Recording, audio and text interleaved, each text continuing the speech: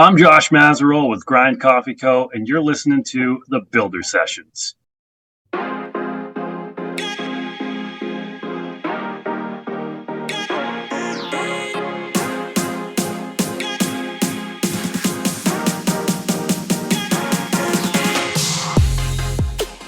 Welcome to the Builder Sessions, a podcast where we chat with your favorite builders. We get to know them, their stories, and hopefully inspire you to get off the couch and build something cool.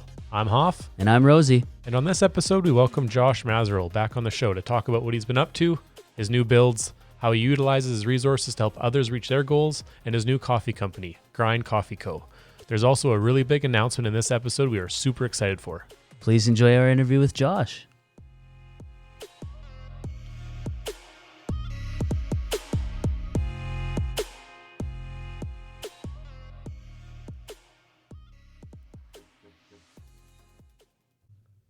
Josh, welcome back. You're the first guest in Builder Sessions history in a year to come back a second time. Yeah, I'm flattered. You guys are great. This is a good show. And it's not that, I appreciate that. It's not that we were desperate and we're like, hey, can you come back on? Just do us a solid. We're just like, who do we know that can come on and bail us out? No, this is intentional. And It's Josh. Really, It's Josh. It's Josh. Like, you kidding me? Let's be honest here. Josh is my spirit animal. Dang. I live vicariously through you sometimes. Right. Anyways, how you been, man? What's Good. new? I have been flat out super busy. I don't know what the last thing we talked about. I know we ended up on some side quests in conversation, but I've been building all kinds of stuff. You know, I've got my show Death Wish on Amazon Prime. You know, episodes are rolling out slowly on that, but the builds have still been happening at a fast pace. I built a Cadillac called the Whoop de Ville. It's like an 82 Cadillac. It wasn't even a coupe, it was a sedan. It was a sedan de Ville. Or no, it was even a Fleetwood. So the Whoop de Ville is not even relevant. And it was LS swapped. We put a 5.3 in it. It had a 204R, which is the stock transmission that came in it. And I put a 14 bolt, 1 ton full floater rear end in the back. Of course you did. Yeah, swapped it to leaf springs. I used S10 ZR2 springs because they got a pretty good curve, but they're a soft rate. Put a big shackle in it. And then in the front, I chopped all the front suspension out, and we used twin I-beam out of 80s Ford F-250. And they're unequal length beams in the front of those things. It's basically like, if you're not familiar with it, it's like a cross between independent suspension and solid axle, where it's like two solid axles with, it's not upper and lower control arms. It's just one arm. So they call them, you know, the street name is Whoop Scissors because the control arm from the left mounts on the right frame rail and the control arm from the right mounts on the left. So they cross. And when you're jumping and smashing through whoops in the desert, it makes a scissor action. They cross in the middle. That's why it's the Whoop de Ville. Yeah. Chopping whoops. Yeah. Yeah. So I ended up using that, and typically Ford has unequal length beams, which is goofy, but like doesn't have to be right to sell it to people. And I ended up using 2, I believe, passenger side beams to make them the same length, and to get it the correct width, it ended up being center mount. So I had one bolt that both beams mounted to right in the center. So it didn't cross. It wasn't technically scissors. It's a little bit goofy. We put some triple bypass air shocks in it, and it had 20 inches of wheel travel in the front.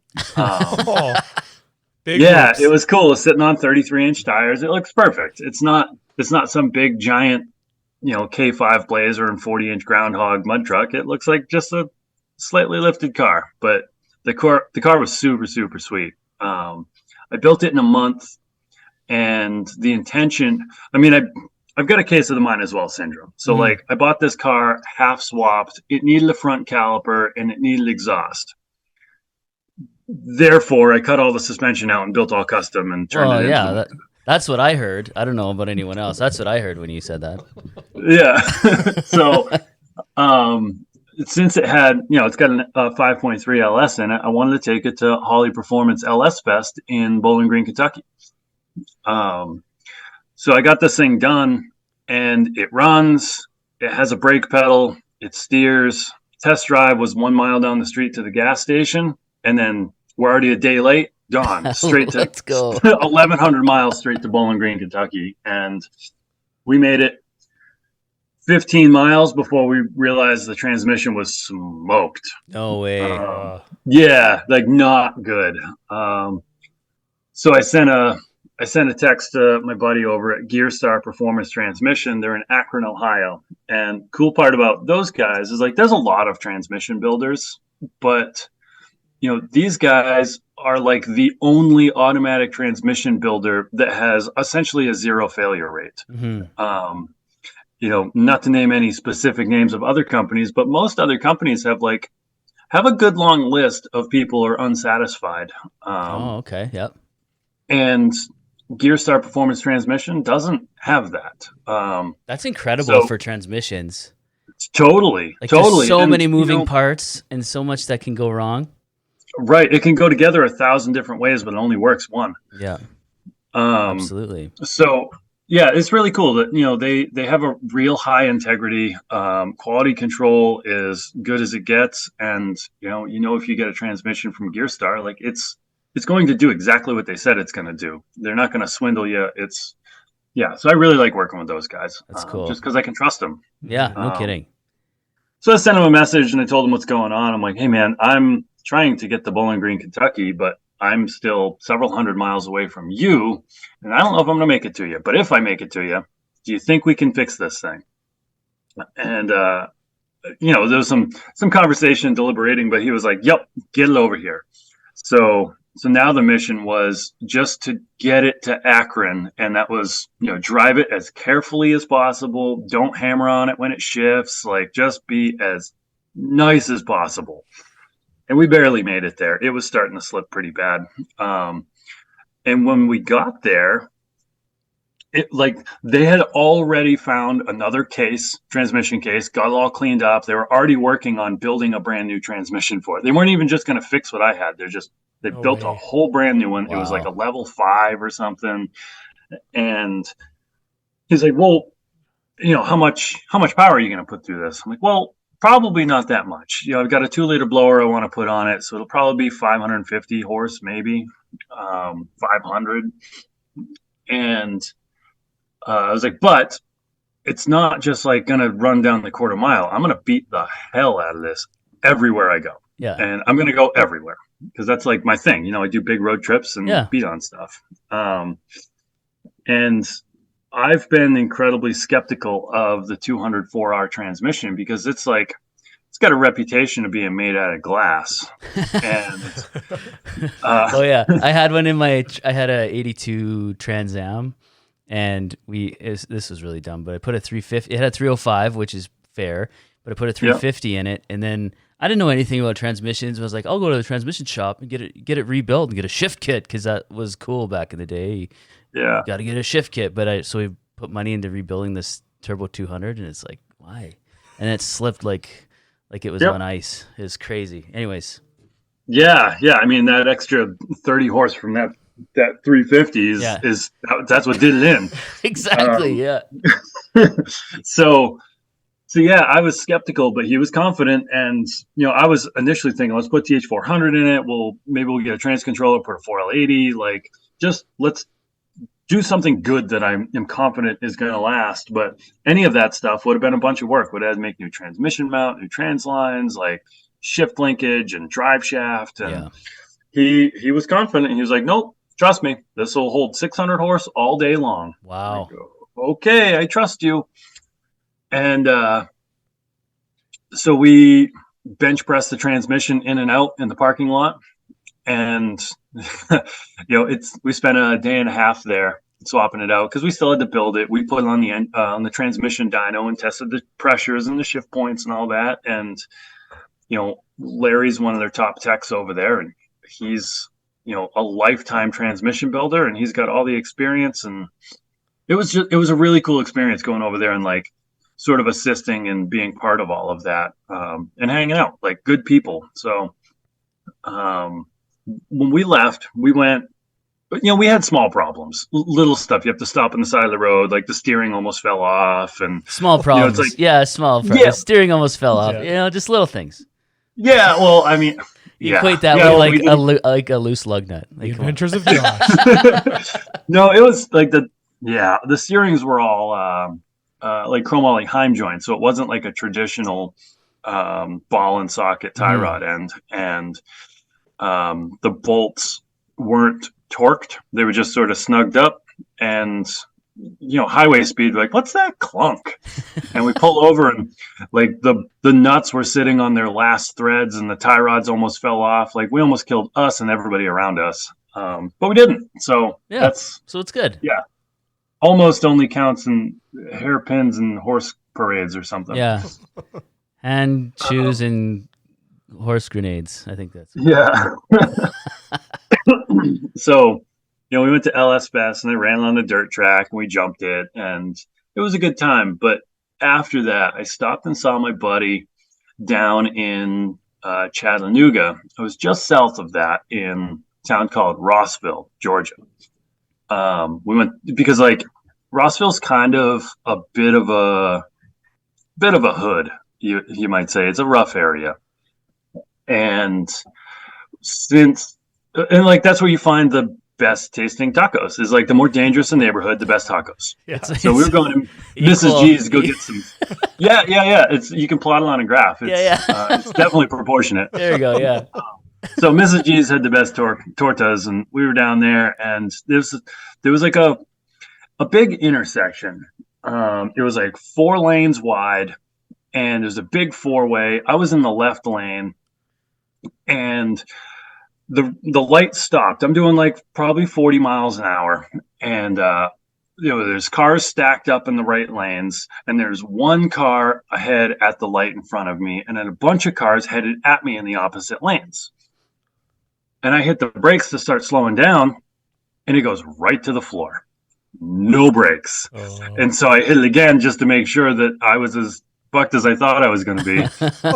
And I was like, oh shit. And, my girlfriend at the time sitting next to me, she like looks at me, we look at each other, and I stuff it in neutral, hit the rev limiter, and then slam it in the reverse and just broil the tires in reverse. But the whole time while I'm sitting in, this all happened in like under a second, right? Yeah. While I'm in neutral, I'm picturing Larry's face, the guy who built the transmission. Yeah. And I'm like, because I have no faith in a 204R. And that would destroy pretty much any transmission. Well, this blew the tires off it, and then I make a big scene. It's loud exhaust. The tires are squealing and white smoke, and I'm in this lifted Cadillac that looks like a pack of Marlboro cigarettes because I painted it that way, covered in stickers, and I look like just some dumb hillbilly making noise and showing off, and everybody around me thinks I'm an idiot. But what they don't know is I almost killed 30 people. Yeah. And I saved their lives, and they owe me a favor. Yeah, exactly. But there again proves, the quality that I was able to receive from Gear Star. It's like that solidified any sort of like brand reputation or anything that any questioning like went completely away. The 204R at 40 miles an hour could get stuffed into reverse and be totally fine. Yeah, I'm in. I'm sold. Under Team a Gear Star 2-ton car. Oh man, tried, tested, and true. Oh my gosh, that's awesome. Yeah. Holy. So that was the bill. Then what? Did you make it to LS Fest? Oh yeah, that was after LS Fest. Yeah. Oh, that was after. Yeah, LS Fest went great. That's a really cool event. Have you guys ever been to LS Fest? Know anything about it? I know about it. I've never been. I'd like to go someday, but well, September 8th, 9th, and 10th you can go. Well, we're just starting school then. Oh, right. Yeah. Work. Better work on your grade. Yeah.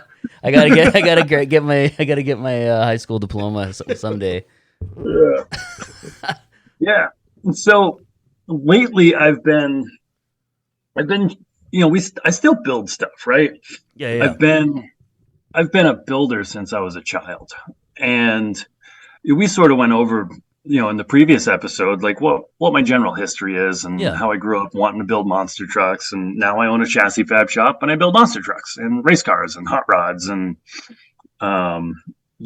this, you can be the best in the world. I've said this before, probably on the previous show, but like you can be the best in the world, but if nobody knows who you are, like it does no good. You can't get work. You can't sell them anything, whether you want to sell them your labor or a product or whatever. So immediately after really getting moving in my chassis fab business, Vague Industries, I recognized the need to essentially start a sub company that was a media company. Like you have to provide value and content, and Yeah.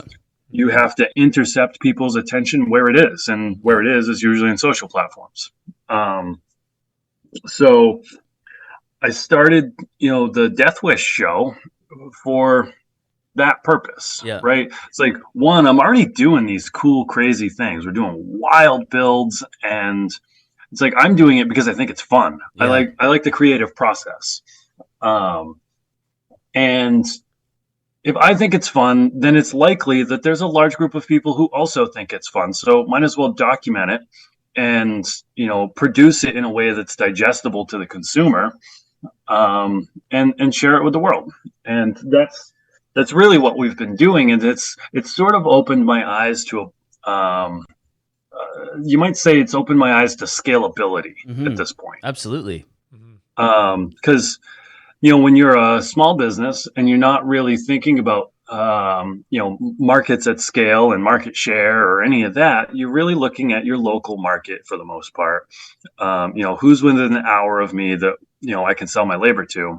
And I think that sort of implicit in the name Builder Sessions, it's really, and adjust me if I'm off track here, but I think that it's really about your self-discipline, and that's just two different words for attention and effort. So like, how are you focusing your attention and effort? And well-focused attention and effort is essentially self-mastery. And becoming better at who you are, and being better today than you were yesterday. Overcoming adversity and becoming the best version of yourself. Like whatever buzz phrase you want to toss in there, it's very applicable. Yeah. Right. And I think that, on a global level, Builder Sessions is about self-discipline. And it may not necessarily be directly about, working with your hands in an artistic, creative way. It's about being the best version of yourself. Yeah. And what does that take? And first you have to define the target. It's like, okay, well, if you want to be better, like, what does that mean?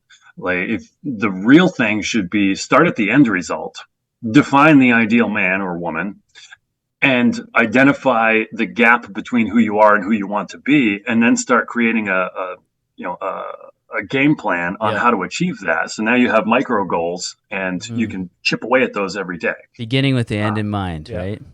Right. Otherwise, you're just sort of aimlessly wandering. And, I think that most anybody who's really achieved anything at a great level, and not even like socially or financially, or just like become really great at who they are, has defined that to a great deal, and maybe not defined it all the way through their life, but like they've got a pretty big picture target, and they realize the things that they need to work on in order to achieve that. And so on my journey, my path to self-mastery, I think it's been, it's organic and it moves. It's like, you think you want to do this, you go in there and you start doing it, and you're like, this is fun. You start getting good at it. You realize that there's like, you identify the door you want to open because you think inside that door is everything you want to do. Yeah. As soon as you get inside that room, you realize there's 10 things in the room, and 7 of them you actually really don't want to do, but there's 3 of them that you really do want to do. So at that point, you have the choice. You can either improve and suffer and persevere through adversity on those 7 things you don't care to do, or you can delegate. And like, if your measurement of success is your ability to adapt your goals to meet others, at that point you both have a common goal, and you can build something greater than yourself. It's like, well, now you end up with this like ecosystem, the subsystem that supports, you're both supporting each other on what you want to do. Yeah. Or, whether it's automated or an additional human in the system. And I'm just sort of, you enter these rooms and you think you want to do all these things, and then once you accomplish it, you're like, well, you either end up with hedonism, where you've done it and now it's not new and exciting, the novelty's gone, and now you're over it and you want to do something else. Yeah. Or you recognize, you get to a certain point and you're like, oh, this isn't what I thought it was at all, and then you start shifting directions. That's why, like, you enter that room, there's 10 doors, 7 doors you don't want to do, 3 doors you do want to do. Well, once you open that 3rd door, or one of those doors, you're going to realize there's 10 more things in that room. Yeah. So it's like picture puzzle pattern door. It's turtles all the way down. Yeah. Or someone who's in that room is like, hey, there's other doors over here at this other place I can show you too. And then, And then you're like, I didn't even know that was a thing. And then you out till 2 a.m. You wake up broke, sticky, and lost, and it's like Broke, Sticky, and Lost. That was my album cover, my album title in high school. Yeah. Or in college. College might be better. Yeah. So, you think you know what you want to do, but if you're a real doer and you're pursuing it, you end up getting to a point where you're like, well, I don't think I want to do that anymore. I want to do something else. And it's often, I find, a pretty organic transition. And it's not necessarily like, well, I don't want to do this anymore, but man, I have no idea what I want to do. And I know a lot of people run into that, but for me, it wasn't that case. I went down the road to become this, top tier metal fabricator, and I'm, not to toot my own horn, but I'm pretty great at it. I'm creative. I've developed skill set. I've been welding and grinding since I was a small child, and I'm an encyclopedia on what parts fit what, and I understand suspension geometry and load transfer and all those things. But I recognize for me, the business model in that is not super fulfilling. Yeah. The creative process itself is very fulfilling. And I love that, but selling my labor at a 1-to-1 ratio is, it's not fulfilling to me. Yeah. I've started to pivot on my skill set into marketing. And diversify. Yeah. Hey? Yeah, because I need to, if I want to sell anything, I need to have people's attention. How do you get people's attention? Go where they are. Yeah. I mean, find out where their attention is, and how do you intercept it? Or in today's day and age, find out what they're addicted to, and by that I mean phones. Yeah, right. Screens. Yeah. Addiction's a real thing. Yeah. So, that was, I pivoted on my skill set, not away from my skill set. And so, if I spend a lifetime of effort mastering this craft and becoming an excellent TIG welder and tube fitter and, suspension specialist, to pivot away from that, that's doing the world a disservice, because I can provide a lot of value to people who would, a lot of people value that skill set. And instead of pivoting away from it, I pivot on it, where I use that skill set to entertain and educate people. So, I still build all these crazy things, and it's still fun for me, but I found other ways to pay my bills, and that allows me to be even more authentic in my pursuit of excellence in the metal fabrication craft. I think Is it kind of, I can relate to this a little bit. When I first came back from tech school, I was working in a rod shop, and this was before I knew I was an extrovert. And we did a lot of hail jobs to pay the bills, and it was just me in the car, right? And so then I got laid off of that job, but I think it was serendipitous because I was so drained at the end of the day because it was just, I didn't interact with people. And so after that, I went into sales, and then I didn't, like you said, I didn't leave that skill set behind. I pivoted on that same skill set. Like I knew about it and I could sell things related to that. So I think like you doing this, you're a very social guy. You love being around people. If that Toyota truck has anything to say about who you are, like the back cowl, or like the what is that? The bulkhead or whatever, the back part of that truck, or it was just the B pillar, right? It wasn't on the bottom. Yeah. The B pillar of that truck is signed by all the people that you interacted with. That's what you're about, people, right? And so you sitting in a shop and working on a sweet chassis all day, you're not getting fulfilled at all, right? And so, I mean, for sure, there's a dance there. You know, it's like there's fulfillment in the mastery of the craft. Yeah, but end of the day, it's like nothing's really worth anything without the people who matter to you. Mm-hmm. Exactly. So, you know, so like you go down, do a thought exercise where if you had, sorry for jumping around. Go ahead. This is why we have you on. This is awesome. Let's go. It's like once you reach a certain threshold financially, right? You make a certain amount of money, and then you realize that more money doesn't make you more happy. Mm-hmm. So it's at that point, at that threshold, that you recognize that money is not the thing. So what is the thing? Like the thing is the thing, and maybe if the thing is done well, money is a byproduct of the thing. So the thought exercise would be, if you could never think about money, what would you do with your time every single day? Yeah. It's not how would you spend unlimited money, it's how would you spend all of your time if money wasn't the quest. Like most people haven't thought about what they want to do because they're stuck in survival mode. Yeah. The majority of people. For sure, yeah. Yep.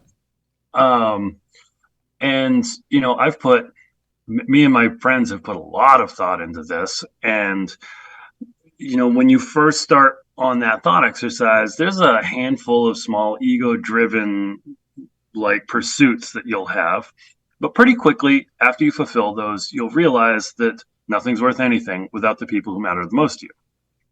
So then it becomes about adapting your goals to meet theirs. And the more fulfilling thing is helping other people achieve their goals. Mm-hmm. Like a community. So now you have to identify, like, you almost have to, in a sociopathic way, hierarchically prioritize the people in your life and then proportionately distribute your life energy to them. Without thinking about it. Yeah. It's like, what do you want to do? Well, here's the problem. They haven't thought about what they want to do. They think they want money. So if you've got a machine that makes money, it's like, okay, well, why don't you adapt your goal to meet mine, and then I'll adapt mine to meet yours. Here's some math. I built a math machine. And now we're doing things together. We're building something greater than ourselves because we're both multiplying our life energy in the same direction. But the reality is it's about people, and it's about community, and providing each other value, like helping each other identify what their goals are, and then helping find ways to achieve that. And sometimes it's as simple as networking. Hey, I know a guy that can solve that problem. Let me connect you to him. And that's kind of where I've been shifting to, is really, I guess you would call it like a philanthropist point of view, where it's not about me. I don't need anything. I've got everything I need. I don't care about money. I want to make a positive impact on society, and starting with the people that I care about most. And you know, what's neat about that is the people I care about most also have large influence, large responsibility in society and culture, because, you know, they might own giant businesses that affect a lot of people in the world. So helping them achieve their goals also helps everybody in their ecosystem. It's like top-down modeling. Yeah, it's a ripple effect. Yep. Yeah. Yeah. So, I've recently started a new company to sort of assist with that. And it seems a little bit odd based on, a lifetime of attention and effort in motorsports, but it really is going to allow me to hot rod harder. It's non-endemic, but we started a coffee company. I love it. And it's really about. You had me at coffee. I'm sorry, you had me at coffee. Totally. Yeah, I mean, well, that's the thing. You mentioned addiction earlier, addiction to the phones, but like, I mean, 85% of Americans are addicted to coffee. Yeah. They wake up and they're like, I need my coffee, or I'm not going to have a good day. Or don't talk to me before I've had my coffee or whatever. Right. Desire is the axis of suffering. And if you choose to make that axis your coffee in the morning, then like. I love it. But also, if you think about, this is true to who you are, if you want to say your brand or whatever, this is true to who you are. When you want to have a meeting or meet up with someone, have a chat, what do you say? Let's go for coffee. Yeah, let's go get some coffee. Let's go for coffee. Yeah. Right? That's it. So a beer, right? There could be even maybe if maybe this is future plans. You go to coffee to start your own distillery. I mean, there's tons of options here. But even if you go like, even with going for coffee is a verb now. Mm-hmm. It's not just you don't go for coffee and necessarily have a coffee. But it's a community building like a new type exercise. Of language almost too. Hey, yeah. So it's just so true to what you're doing, whether you thought about that or not. Coffee is what you do, right? Yeah. Let me coffee first. Yeah, let's go. Yeah, and it's on a small way, it's like everybody wants coffee in the morning, and I guess the idea would be for me to solve that problem for them. It's like, oh, you got a problem? You need coffee? I can solve that problem for you. I hope you have a great day. It's a stimulant. It's a mood enhancer. It helps with discipline and productivity. It's going to help you become a better you. It's like coffee and builder sessions is a synonym. Yeah. It also brings people together too, right? Yeah. With that, speaking of community, like you were talking about that earlier. Yeah. Right. Yeah. So, I mean, this whole thing is about community. And one, you already have people in your life that matter to you, but like, what if you could find a way to increase the number of people that matter to you and then increase your capacity to help them achieve their goals? Mm-hmm. Like, that's a real community, right? Yep.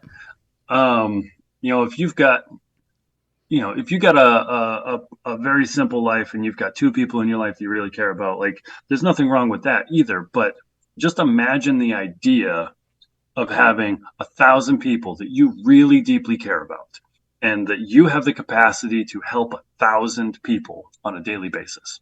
Crazy. Or 10,000 or 100,000 or whatever. It's like the whole thing, it's scale. Yeah, it scales, yeah. So this is going to allow me to do what I really want to do. And what I really want to do is help all my friends achieve their goals. Mm-hmm. And I've been the last almost 2 months, month and a half, I've been on a road trip and I've been driving around the country and I've been meeting with all of my friends and business partners and, sponsors from, a lifetime of experience and connection, to figure out what it is that they're trying to achieve and how I can help them achieve it. Mm. And, this coffee business is essentially a sales and marketing company, and the sales machine is essentially automated, from the farming to the roasting and the packaging, the fulfillment center, the website does all the automatic sales and inventory. And so really what you're left with is marketing. And so like what is that, right? What is marketing? And there's the argument of like, is it an art or is it science? And I think it is. I think it's a mixture of both. It's art in the way of psychology, applied to the platform tools available, which is where the science comes in. So you're taking psychology and applying it to science, and some humanities in there too. yeah, well, yeah, that's the psychology part. Yeah. It's yeah. So that's what I'm doing right now. The company's called Grind Coffee Co. I probably could have said that in the beginning, but No worries. It's called the but lead up. Implicit in the name grind is self-discipline and persevering through adversity, and again, becoming better today than you were yesterday. And whether you are better or not today than you were yesterday, everybody wants to be better. Mm-hmm. And we're trying to create a community of like-minded individuals. Like, we all want to be better, and whatever we decide is better. So whether that's being a better father or being a better welder or whatever it is, we all have this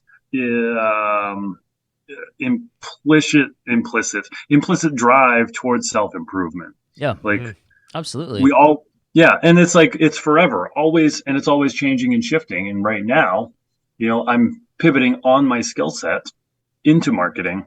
And, I need to grab people's attention to let them know what this community is all about. And it's about hard work. And that's the only way you're going to achieve your goals. So, we're building what I call a scalable math machine. It's just fun words. But, if you spend the money in marketing and advertising well, then more money comes back out of it. And you can keep compounding that. It's like a money machine. You put it in, more comes out. Put it in, more comes out. It's fundamentally that simple. Obviously, business is hard. But yeah. And this allows me to build crazier things, really kick it up a notch. I've been building some pretty wild stuff with what I would call limited resources, and increase the resources, increase the network and the community, and the ideas are limitless. Mm-hmm. And you can impact more people. Right. And that's the thing. That's the big thing, is like, this isn't about me. This is about the things that I do, positive impacting society.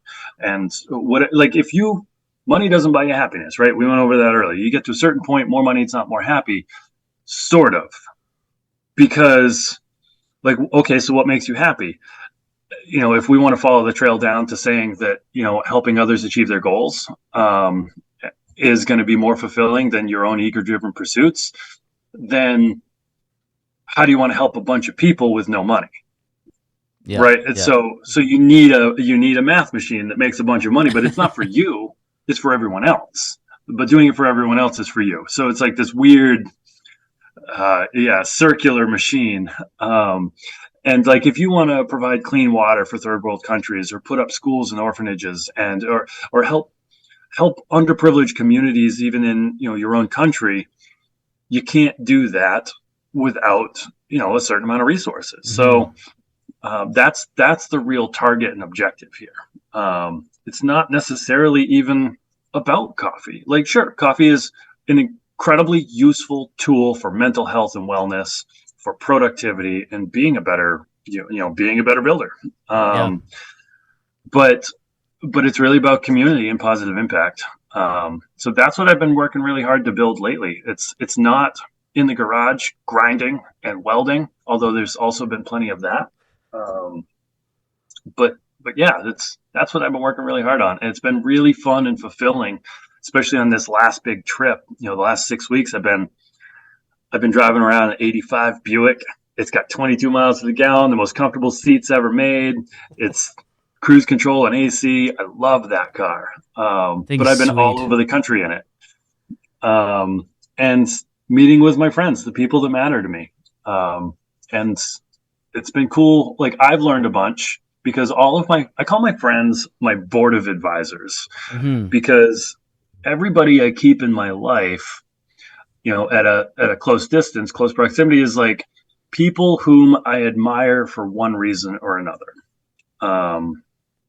And my board of advisors are a bunch of fucking assassins. Like, they are just badasses, and they're all excellent at something. So anytime I get to meet with them and,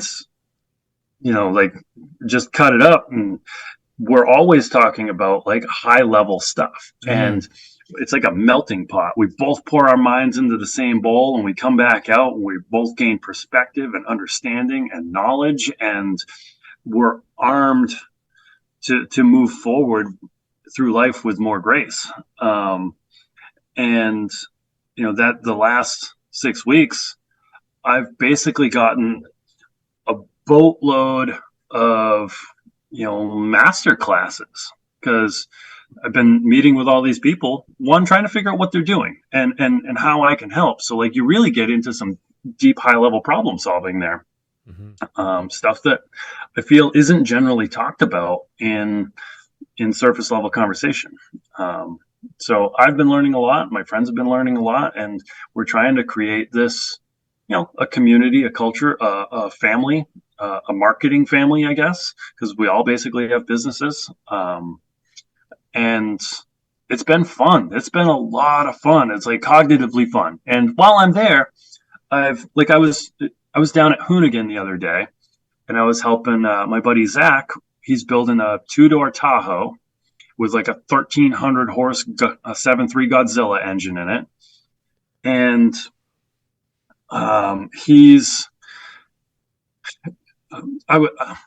we were talking about my expertise in chassis and suspension and coilovers and links and all of that. And he recognized that there was an opportunity that I could help him with something he's not super comfortable with, and that's the rear suspension on his Tahoe. And because it's not an incredibly popular vehicle, they didn't make a lot of them. There's not any aftermarket support for the rear suspension.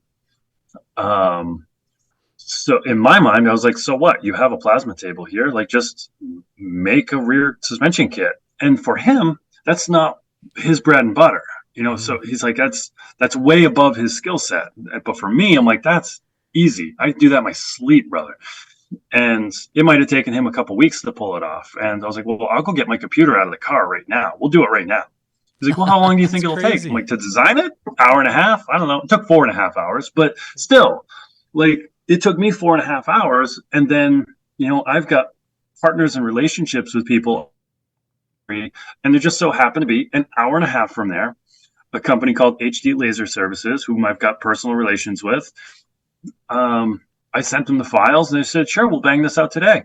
And they just, that's crazy. Yeah. So we had all the brackets laser cut and CNC bent, and we manufactured a kit specifically for his vehicle at his ride height. And, that was super easy for me, but, for him, it's almost an impossible task. So again, pivoting on my skill sets, if I didn't use these things to help my friends achieve each other's goals, then I'm doing a disservice to everybody, and it's a waste of life energy. Wow. What's the process been like starting this coffee company? Selecting your flavors, the beans, the equipment, like was that an eye opener for you to, you've already got your chassis fabrication. This seems a little bit unique. Has it been a trial and error type process? I've learned a lot, and I think that's what is so thrilling for me. Is I love to learn, and starting this company has been like being a fireman, where you identify the hottest fire, the thing that's most important to work on at this very moment, and then you just start spraying the hose at it. And then when that fire is put out, then there's the immediate next most important thing. You start spraying, and every one of those things has been things that I don't know how to do. So it's like, okay, well, it's time to learn how to do it. And if I get to a point where I'm like, that's not something I want to learn, I find who is excellent at doing that and ask them, what it would take to get them to adapt their goals to meet mine, and vice versa. And so I am building it's a real company. This isn't just a small business with me and a tiny roaster in my garage and shipping packages USPS. Like you're doing production. This is this is scalable at any pace. We've got a giant facility We've got the fulfillment center on board to do all of our logistics and order processing. Um, you know, I'm not an expert at every element of the company, but that's how companies work. It's like I don't want to be an expert in shipping and receiving. That's that's not where my interests are. So there are people who already are experts in shipping and receiving, like, and that's what they want to do. So let them do what they want to do, and in return, they're helping me achieve my goal. So we're both doing what we want. There's been a lot to learn, but it's been very, very fun. Stressful. There's a lot to juggle. I guess you would call it stress. Yeah, it's been a lot to juggle. Been a lot going on. And now we're at the point where it's we're putting together our our campaign, our initial campaign, and trying to figure out how to make content creation sustainable. And because like that's the big thing with any company is generating content. Everyone is starving for content. Yeah. So That's what Gary Vee talks about a lot. He's like, every company, whether you're a mom and pop shop, on 3rd Street, or you're a massive, massive company, multinational corporation, every company needs to be a media company. Yep. That's it. Yep. That's how Totally. That's how you get the word out. Yeah, if you're not creating any content, you're not publishing anything, then you're not reaching the world. You're only reaching through word of mouth, which is useful and it's very powerful. But that doesn't scale very quickly. So yeah, we've been working really hard on that, and that's part of why I've been driving around the country, is to figure out how to solve that problem with some of the greatest thinkers in my life. I'm in northern Idaho at my buddy Ethan and Edwin's place, and they own Grindhard Plumbing Co. And that's just it's a YouTube channel, but they're, almost 2 million subscribers, like 1.78 or something like that. And they've worked really hard at essentially creating a media company. All they do is create content, and all you do is make YouTube videos, huh? Like, must be nice. When are you getting a real job? Yeah. No, these guys have worked their ass off. They've got a whole team.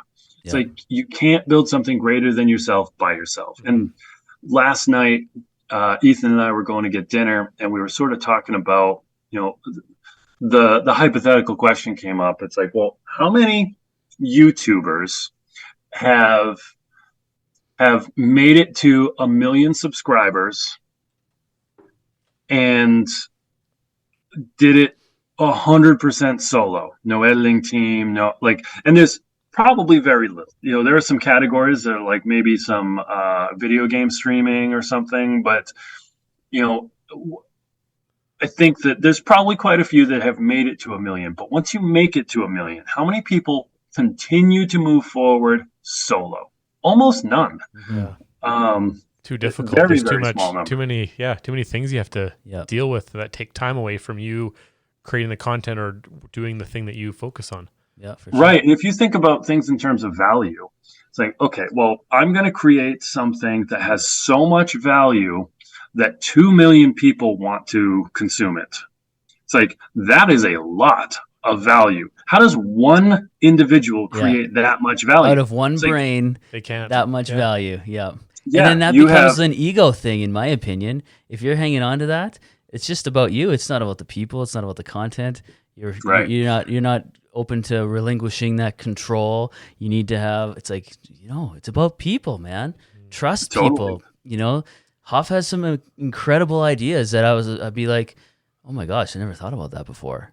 And it's just and vice versa. And we're getting to the point too where we're like, I don't know, like I edit, I do the editing, and then we record. Actually, we do the editing together, and then but it's at my place. But we're like, okay, when's the point where we like get someone else help? It's that constant. Like you're talking about your community, going through and getting people with like-minded goals and utilizing their resources that they have, and like it all comes full circle. It seems like, right? you build a giant web Yeah. of resources and attention and effort. And yeah, it's really cool. So, like I said, I'm here at Grind Hard, and I've been here for a couple of days, and this is like the ultimate big kid playground. Yeah. There's tree houses, and like there's one tree house, like you grab a big ship's wheel and it spins the tree house around the tree. There's cladder bridges and there's zip lines through the forest that are like 40 feet high. Sounds amazing. The place is cool. And so what they do, if you're not familiar with them, is they build, what they're most well known for is putting dirt bike engines in like Barbie Jeeps. Yeah. But it's not just stuff a dirt bike engine in a Barbie Jeep. They're essentially building these like functional art pieces. They're full custom chassis and suspension and control arms with a Barbie Jeep body slipped over the top. Yeah. But they're really complex. Ethan's an incredibly intelligent human and a really hard worker, and his skills have grown quite a bit, and it's been really fun to be here and watch the whole machine move around. And they're slowly starting to scale by adding members of their community. Actually, we should probably, if you've got time today, I should probably introduce you to him, and maybe we can do another one with him. Let's do it. Sweet. We got Sweet, time. yeah. I'm down. We got time. Yeah, he's a good dude. It'll be interesting. That'd be sweet. Thanks, man. And there it is. You're right there. You're practicing what you're preaching. Totally. Yeah, none of this is fake. This is all as Exactly. authentic as possible, That's what I'm saying. Like, you, even just by in this conversation, because you know what we're trying to achieve, and you're like, hey, wait a second, this could probably help you guys out. And that's just that's wow. And Thank you. even the comment that you said when you were starting to create this coffee company, you're thinking of others. What business owner starts a company without, to be honest, I guess in my opinion, thinking about themselves? How am I going to make money? You're on the opposite end of saying, I want to create this business, this company, create a community so I can help other people. That's at the front and center of this. It is not about you or the money. It's about helping other people, which I applaud you for that, because that's amazing. Yeah, right from the beginning, it wasn't about me. It was like, it's not how can I get the most, it's how can I give the most. Yeah, for sure. What's a vehicle I can use to, lack of a better term, bless people more? Yeah. And get them. Yeah, exactly. It's, if you can, this is something that's scalable. It's like, you look at America, it's 85% of America, which is a statistic I read somewhere. So it's close to that anyway. 85% of Americans are addicted to coffee or drink it regularly. But you can call it an addiction or you could stop anytime, but yeah. I could stop it whenever I want. Yeah, but it's a large market, so that gives the opportunity for large impact. We're up here right now. Excuse me. We're up here right now at Grindhard, and they've got a 6-wheel drive Japanese K truck, like my little stomper truck I did. And we took that out on the hill. We went up on the mountain just playing with it. He's got this Barbie Jeep that is 4-wheel drive, independent suspension all the way around. And it's, I don't know, probably 100 horse. I'm sure he'll tell you all about it when he gets on here, but it's psychotic. And it's just been really cool to watch everybody working together and, bringing new members on and watching the new members learn how to fabricate and master their skill set. And it's been a blast.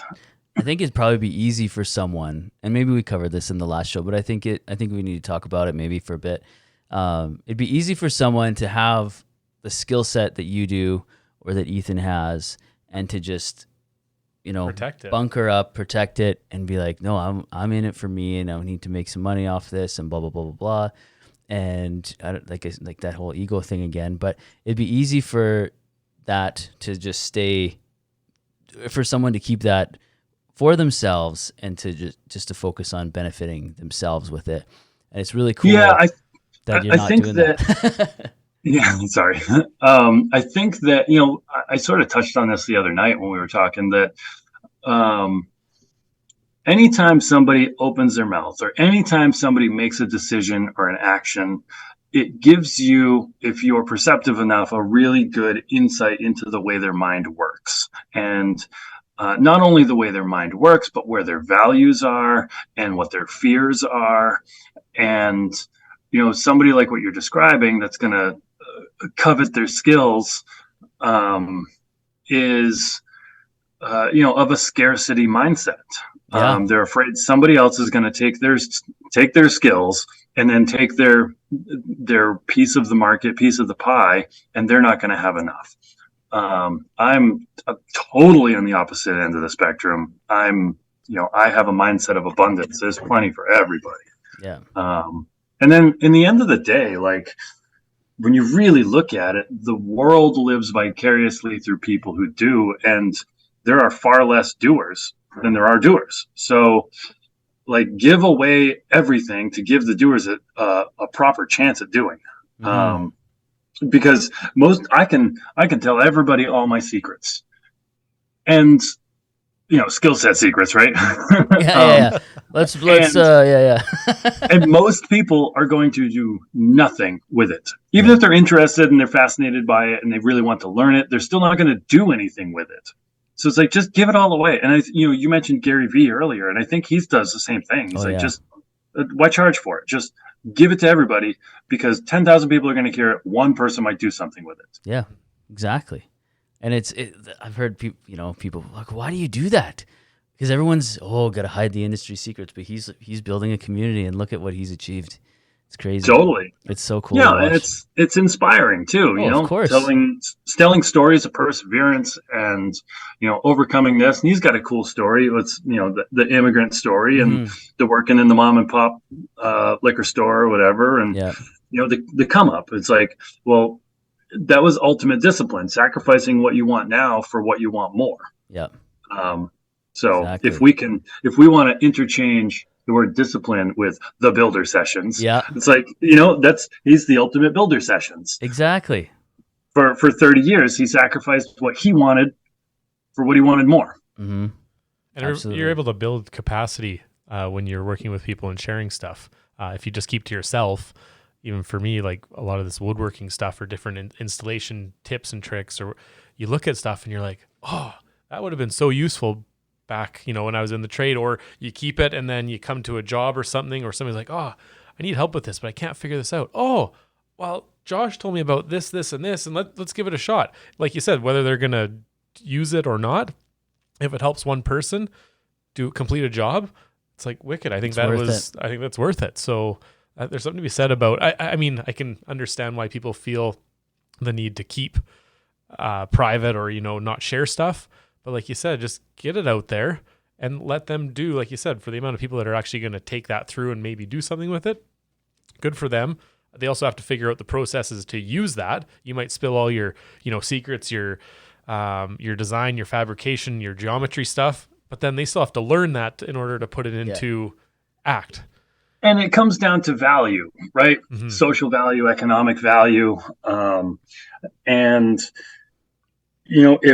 if let's say for a moment, the target was to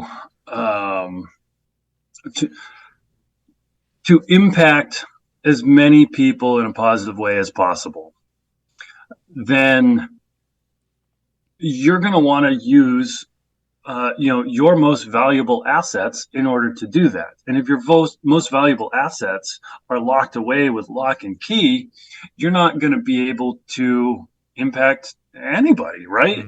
Mm-hmm. You're going to be using your least powerful tools to try to do good. Mm-hmm. And if the example earlier of designing the rear suspension system for Zach, like, that was easy for me because it was a powerful tool that I've crafted well.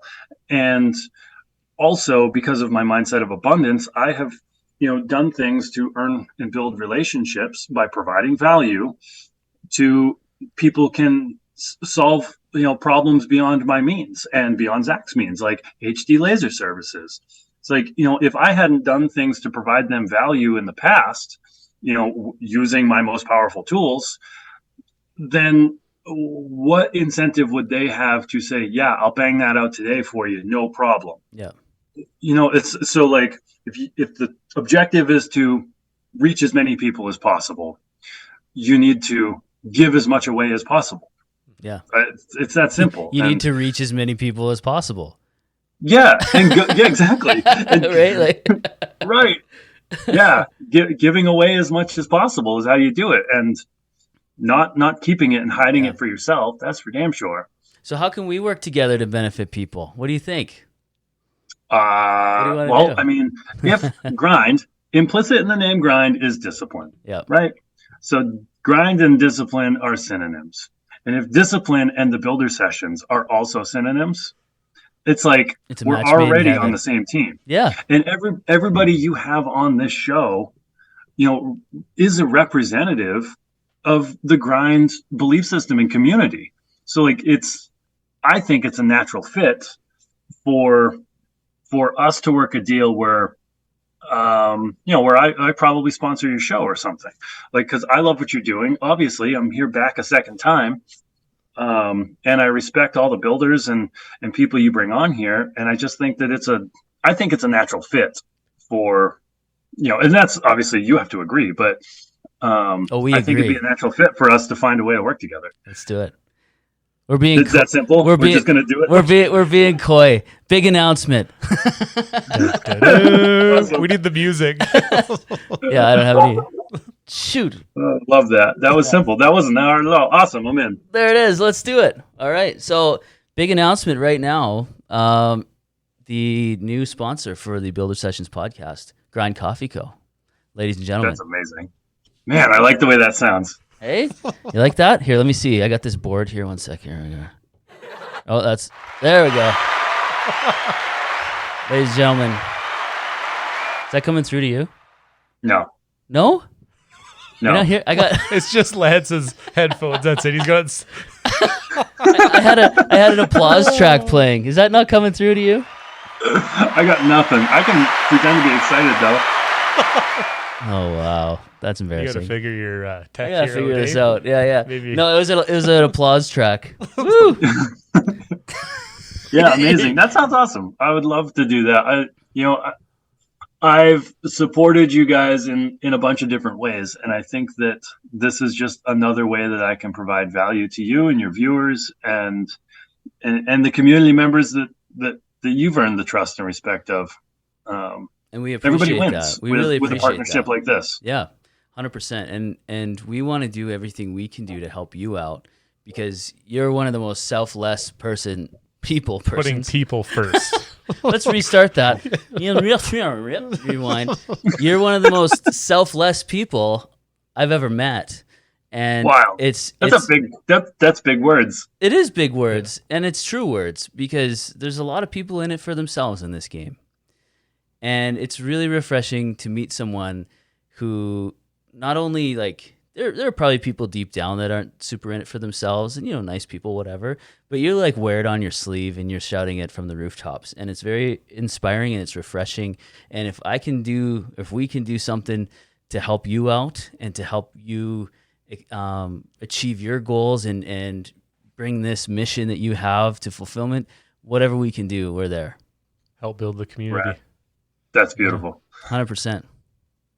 I've got one more mission that I'd like to talk about. Do it. So this is a project that I just started on this trip, in the middle of the trip. I started this project in Afghanistan. The Johnson Valley, the Mojave Desert, which essentially is Afghanistan. Yeah. I started this project in the Mojave Desert in a heat wave last week or so. It was like 115, 120 degrees every day. And I was in the shop cutting and grinding and welding. It was pretty miserable, but I have a 1975 Ford pickup. It's a super cab, the extra cab. And it's a rust-free desert truck. And I got that cab mounted on a 08 four-wheel drive F450 chassis. Sweet. And yeah, it's going to be super cool. So it's got the Dana S110 rear and the Super 60 up front. And we've got some 42-inch tall Falcon like mud terrains. They're semi-truck tires, but they're mud tread. And What? some 22.5 Alcoas. I didn't even know that was a thing. Semi-truck tires with mud tread? Yeah, it's like Wow. I mean, they're not like super off-road tires, but they're definitely not just highway tires. They'll do the job. Yeah. Yeah, it's like a mud terrain. That's so cool. So we've just got some semi-truck mud terrains. It's a dually. The bed that we're putting on it is a M105 military trailer. So that's the trailer that most people use as a bed when they bob a deuce and a half. It's pretty big. It's like 9.5 feet long. I think it's like a little over 6 feet wide. It's a big bed, but it's very utilitarian. We're going to be using that. I've got a fiberglass pre-runner nose for it, and it's a 6-speed manual ZF6, and I'm going to drive that from Southern California all the way to Texas, as much off-road as possible.